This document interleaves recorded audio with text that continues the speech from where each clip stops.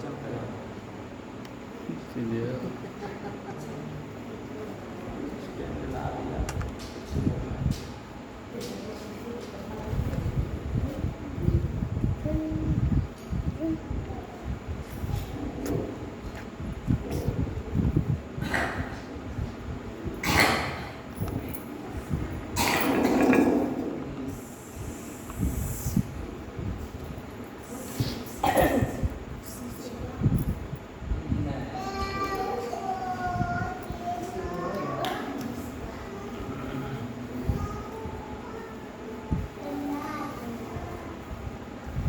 बड़ी प्रेम से श्री सद्गुरु महाराज की जय। श्री सद्गुरु महाराज की जय। श्री सद्गुरु महाराज मंगल मूर्ति सद्गुरु मिलवे सर्वाधार।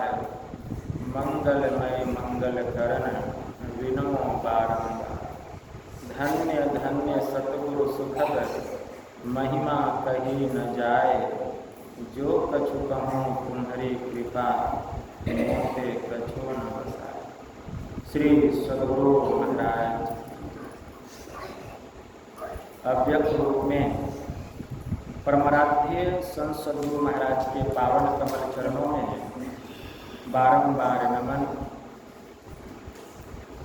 आदरणीय सत्संग प्रेमी गुरुजनों, भक्तिमती माताओं एवं धर्मशिला बहनों, यह संतमत का रात्रिकालीन सत्संग है, जिसमें हम लोग अपनी अपनी उपस्थिति दर्ज कर रहे हैं। अभी संत स्तुति और गुरु वंदना से पाठ का शुभारंभ हुआ। हम लोगों ने अति ही मनोयोग पूर्वक भक्ति युक्त ढंग से पाठ का श्रवण किया। तत्पश्चात परमाराध्य संत सद्गुरु महर्षि मई परमहंस जी महाराज के अमृतमय उपदेशों को भी हम लोगों ने श्रवण किया।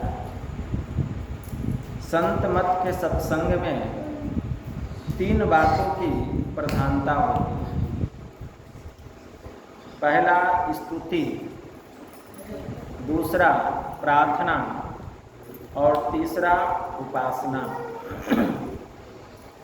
परम संत बाबा देवी साहब ने परमाराध्य संत सद्गुरु महर्षि नहीं परमहंस जी महाराज से कहने की कृपा की कि मैं ही संत मत का बड़ा ही छोटा सिद्धांत, और ये सिद्धांत है गुरु, ध्यान और सत्संग। ये तीनों असूल सिद्धांत हैं और इन पर हर एक व्यक्ति सोच समझ कर चल सकता है। परंतु 1 लाख संत मत की प्रथम सीढ़ी है। जिस शख्स में 1 लाख की कमी है, उसे रूहानी और तरक्की कभी हासिल नहीं हो सकती। और खुदगर्जी 1 लाख का सबसे बड़ा दुश्मन है। इसीलिए खुदगर्ज नहीं बनो। इसीलिए हमारे महर्षि संतसेवी परमहंस जी महाराज कहने की कृपा की है कि पशु पक्षी आहार विहार के लिए, सर्वसाधारण जन परिवार के लिए और संत जन विश्व उपकार के लिए जीवन धारण करते। वृक्ष कबहु फल न भखे, नदी न संचे नीर। परमार्थ के कारणे साधुन धरा शरीर। कोर कार धरती सहे, काट कुट बन राय। कटु वचन साधु सहे, और से सहा न जाए। गुरु नानक देव जी महाराज बड़े उच्च कोटि के महापुरुष। उसी समय एक राजा हुए और राजा को कोई भी संतान नहीं था। गुरु नानक देव जी महाराज उनके राजमहल में आए। राजा और रानी दोनों ने मिलकर बड़े ही मनोयोग पूर्वक गुरु नानक देव जी महाराज की सेवा किए और सेवा से प्रसन्न होकर गुरु नानक देव जी महाराज उनको एक पुत्र होने का आशीर्वाद दिए। देखिए, आशीर्वाद तो दे दिए गुरु नानक देव जी महाराज, लेकिन होता क्या है, रानी गर्भवती हो गई, लेकिन उस रानी को संतान नहीं, पुत्र नहीं हुआ, बल्कि एक पुत्री हुई। राजा साहब बड़े ही समर्पित भक्त थे गुरु नानक देव जी महाराज के, और उन्होंने अपनी महारानी से कहा कि इस बात की जानकारी किसी को भी नहीं होना चाहिए कि मेरे घर में पुत्री का जन्म हुआ है। और गुरु नानक देव जी महाराज के बात पर इतना विश्वास करते थे वे कि उन्होंने अपनी पुत्री का पोषण पालन एक पुत्र के तरह करना शुरू कर दिया। राजा और रानी के अलावा किसी को भी पता नहीं था कि राजा के घर में पुत्री का जन्म हुआ है। सबको यही पता था कि राजा के घर में पुत्र का जन्म हुआ है। धीरे धीरे वह पुत्री सयानी हो गई, जवान हो गई, लेकिन अभी तक किसी को पता नहीं चला कि वह पुत्री है, क्योंकि उसका रहन सहन सब लड़के के जैसा था। राजा ने उसको घुड़सवारी करना, तीरंदाजी करना सब सिखा दिए थे। और तो और राजा ने एक सुंदर राजकुमारी से उसका विवाह भी निश्चित कर दिए। रानी कहने लगी, महाराज आपका दिमाग जगह पे है कि नहीं? आपको पता है कि यह हमारा पुत्र नहीं है, संतान नहीं है, बल्कि यह पुत्री है, स्त्री है, और आप एक स्त्री का विवाह एक स्त्री से कराना चाहते हैं। राजा साहब क्या, तुम चुप रहो, गुरु महाराज का आदेश है कि हमारे घर में बालक का जन्म होगा और मुझे उन पर पूरा विश्वास है। इतना विश्वास किसको होगा? और शादी तय हो गई। जब शादी तय हो गई तो बारात जाने के लिए सब लोग तैयार हो गए। समय आ गया, एकदम लड़की को वो एकदम लड़का बना के, दूल्हा बना के घोड़े पर बैठा दिए राजा साहब। बाराती लोग भी चले लड़की वाले के घर। किसी को तो पता है नहीं कि वह जो है राजकुमार लड़की है, केवल राजा और रानी को ही पता है। चल दिए बाराती लोग। रास्ते में गुरु नानक देव जी महाराज का सत्संग हो रहा था, और इधर किसी तरह इस बात की जानकारी मिल गई। किसको? राजकुमारी की जो माँ थी जिससे विवाह हो रहा था, उसकी माँ को खबर चल गई कि जिस लड़के से हमारी पुत्री का विवाह हो रहा है वह लड़का नहीं है। क्या है? लड़की है। राजकुमारी की माँ को पता चल गया। और इधर रास्ते में गुरु नानक देव जी महाराज का सत्संग हो रहा था। राजा साहब भी जा रहे थे, समधी मिलन होगा ना। तो राजा साहब देखते हैं कि गुरु नानक देव जी महाराज का सत्संग हो रहा है। राजा साहब घोड़े से उतर जाते हैं और अपने बेटे को भी, है तो बेटी, उसको भी घोड़े से उतार देते हैं। कहते हैं कि मैं जरा गुरु महाराज का दर्शन करके आता। जाते हैं और गुरु नानक देव जी महाराज का दर्शन करते, कुछ बोलते नहीं हैं कि आपने आशीर्वाद दिया था हमें पुत्र होने का और हमारी पुत्री, कुछ भी नहीं बोलते हैं। गुरु तो अंतर्यामी होते हैं। मन की जाने सब गुरु, कहाँ छुपावे द्वंद्व, और गुरु को मानुष जानता तो नर कहिए अंध। गुरु मनुष्य नहीं होते, वे साक्षात ब्रह्म होते हैं। हमारे परमाराध्य कहने की कृपा किए कि सच्चे संत का दर्शन और परमात्मा का दर्शन सम है, बराबर है। ऐसा विश्वास जिनके हृदय में है वे तेज भाग्य वाले हैं। तो गुरु को ब्रह्म मानते थे कि ये साक्षात ब्रह्म है, कुछ बोलते नहीं हैं। गुरु नानक देव जी महाराज आशीर्वाद देते हैं।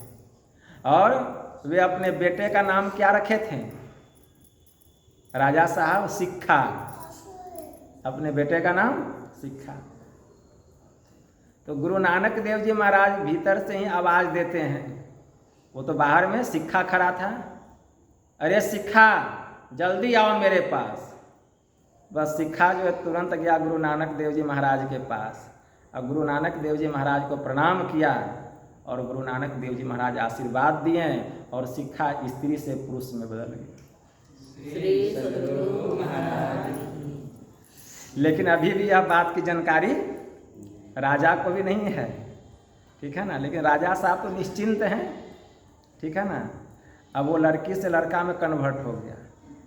अब गया लड़की वाले के घर, तो लड़की की माँ को पता चल गया था कि वो लड़की है, तो वो नाइन को बुलाती है और कहती है तू जा, अब बढ़िया से उसको परख कि जिससे हमारी बेटी का विवाह हो रहा है वह लड़का है कि लड़की है। नाइन जाती है, उसको पता चल गया था कि लड़की है, और नाइन पारदर्शी कपड़ा लगाती है, और राजकुमार को जब स्नान कराया जाने लगा तो नाइन देखती है कि राजकुमार तो बड़ा सुंदर है। श्री सद्गुरु महाराज की जय। आ करके महारानी से कहती है, महारानी साहिबा आपको किसने भड़का दिया?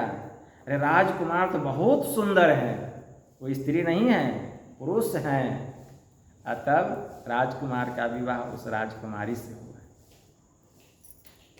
देखिए, तो इतना विश्वास किसको होगा? जिसमें पूर्ण समर्पण होगा। इसलिए समर्पण की भावना होनी चाहिए, और विश्वास बहुत जरूरी है। इसीलिए तन मन धन को अर्पी गुरुपद सेव करो, मैं ही आज्ञा पाली दुस्तर भव सुख से तरो। गुरु की जब कृपा होती है तो क्या नहीं होता है। पलटो लिखा नसीब का संत देते हैं फेर, साँच नहीं दिल आपना तासो लागत दे। जिसका हृदय पवित्र नहीं होता है, साफ नहीं होता है, विश्वास नहीं होता है, उसका काम नहीं बनता है, चाहे कितना भी गुरु का आशीर्वाद मिल जाए।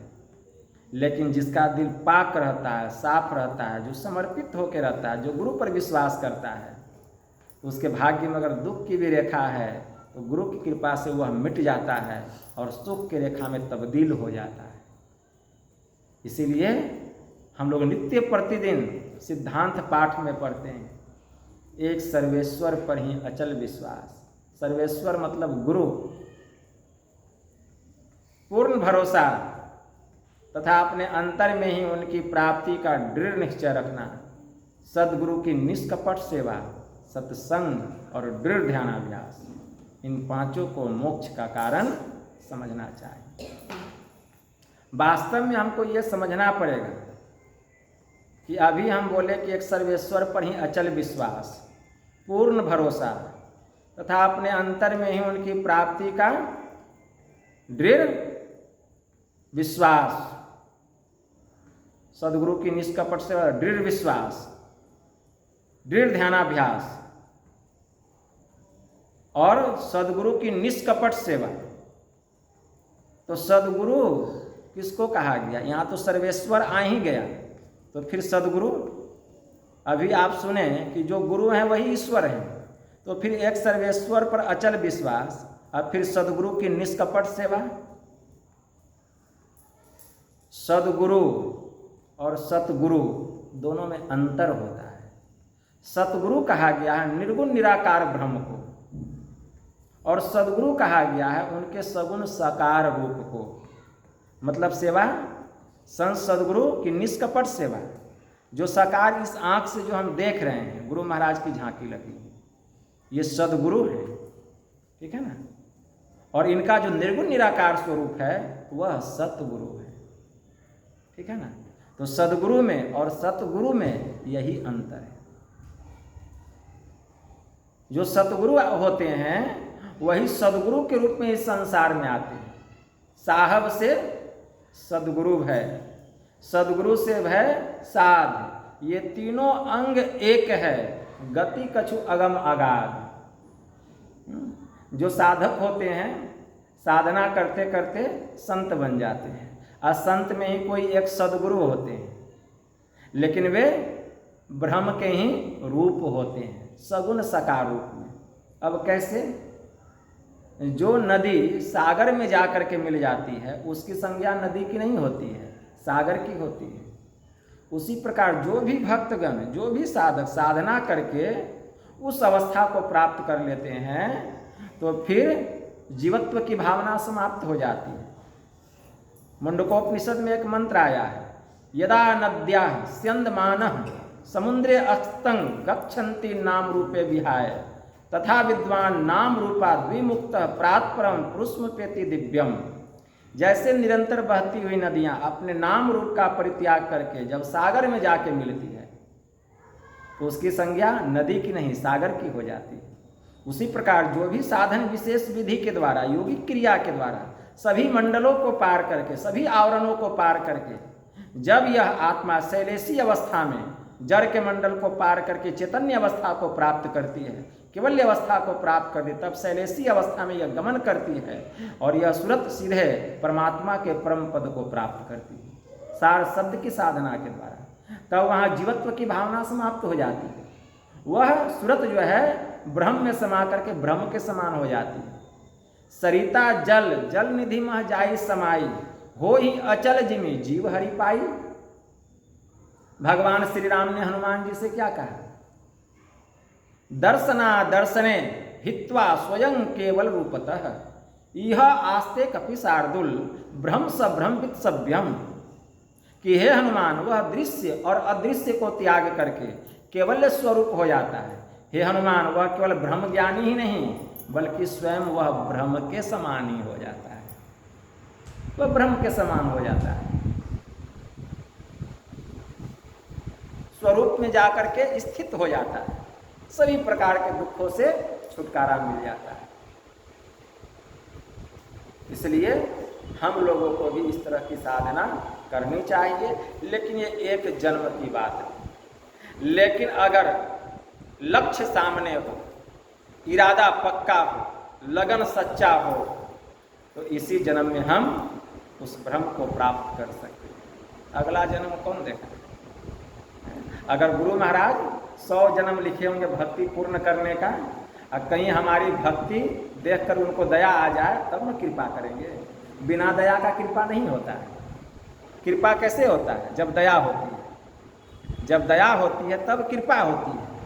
तो जब हम पर गुरु महाराज दया करेंगे, हमारी लगन को देख करके, हमारी साधना को देख करके, हमारे सदाचार को देख करके, हमारी एक निष्ठा को देख करके, हमारी दृढ़ भक्ति को देख करके, तो 100 जन्म का काम एक जन्म में ही पूरा कर देते हैं। जैसे सम्मन और मूसन को 100 जन्म भक्ति करने पर मुक्ति लिखा हुआ था, 100 जन्म भक्ति करने पर। लेकिन सम्मन और मूसन ने गुरु की ऐसी सेवा की कि गुरु अर्जुन देव जी महाराज ने क्या कहा? यह सम्मन और मूसन दोनों पिता और पुत्र थे, मैं तुम्हारी सेवा से इतना प्रसन्न हूँ कि मैं आशीर्वाद देता हूँ कि जाओ इसी जन्म में तुमको मुक्ति की प्राप्ति हो जाएगी। तो दया किए गुरु महाराज, इसी जन्म में मुक्ति मिल गई। प्रसंग है, अब उधर नहीं जाना चाहते हैं। यही थोड़ा सा आप लोगों की सेवा में कहा। बोलिए प्रेम से श्री सद्गुरु महाराज की जय।